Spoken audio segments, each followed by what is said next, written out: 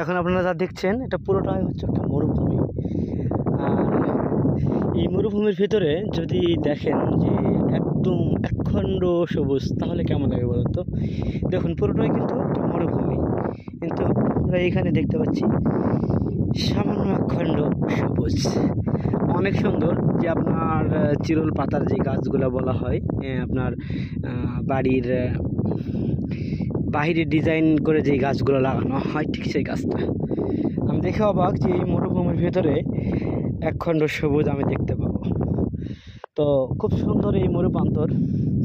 আমি কখনো ভাবিনি যে মরুপ্রান্তর এত সুন্দর হয়, এত ধূসর হয়, এত মজার হয়। এ প্রথম একটা অনুভূতি পেলাম আমি, যেখানে শুধু বালু আর বালুময়, চিকচিক করছে, অনেক উত্তপ্ত গরম, কিন্তু তার মাঝেও একটা নতুন স্বাদ। যেই চাচা যাচ্ছে এনার হচ্ছে ওই পারে বাড়ি, তো সারা জীবন সে থাকতে পারে না।